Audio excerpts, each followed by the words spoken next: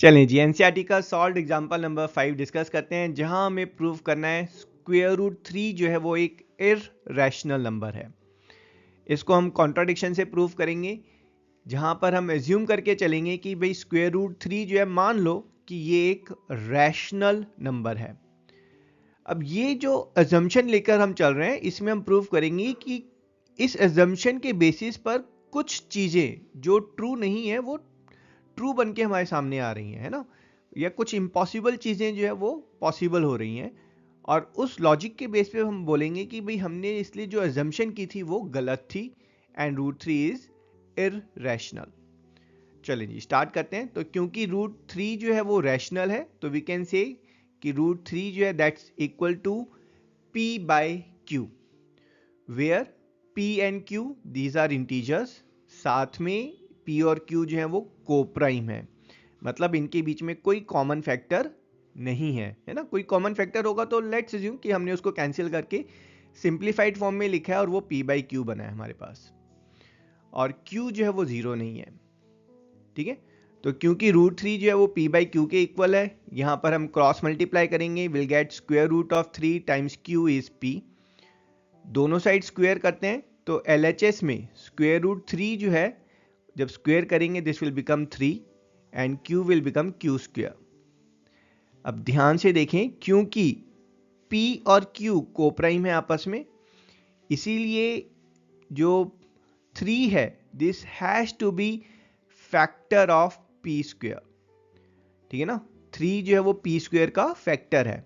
अब साथ में क्योंकि 3 जो है वो एक प्राइम नंबर है, तो 3 अगर p स्क्वायर का फैक्टर है तो 3 has to be factor of p also. ठीक है, तो इसको हम let's take it as our observation number 1, है ना। इसको हम बाद में यूज करेंगे। हमारे पास क्या ऑब्जर्वेशन आई है कि p का जब हम फैक्टराइजेशन करते हैं तो 3 इज ऑल्सो अ फैक्टर। अब ध्यान से सोचिए, अगर 3 जो है वो p का फैक्टर है, इसका मतलब है हम p को जो है मतलब एज मल्टीपल ऑफ 3 करके लिख सकते हैं। So let's assume p is equals to 3k।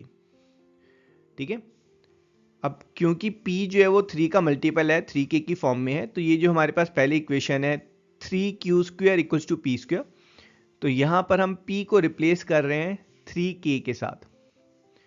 ठीक है, RHS में जब आप स्क्वायर करेंगे so this will become 9k square. दोनों साइड 3 से डिवाइड करेंगे, you will get q square equals to 3k square. अब देखो सोचने वाली बात यह है, क्योंकि q और p आपस में कोप्राइम है, इसका मतलब है जो 3k है उसमें k and q they are also coprime. तो यहां से हमारे पास जो आ रहा है that is q square is multiple of 3 और 3 is factor of q square. अब साथ में 3 प्राइम है तो 3 is a factor of q। Let's call it observation number 2। अब 1 और 2 को ध्यान से देखें, 3 is factor of p, 3 is factor of q। इसका मतलब है 3 दोनों का फैक्टर है और 3 जो p और q है वो आपस में कोप्राइम नहीं है। ठीक है ना, from 1 and 2 we are getting p and q are not coprime to each other. लेकिन हमारी जो एजम्पशन थी उसमें था कि p and q are coprime, तो ये तो एक कॉन्ट्राडिक्शन निकल कर सामने आ रही है।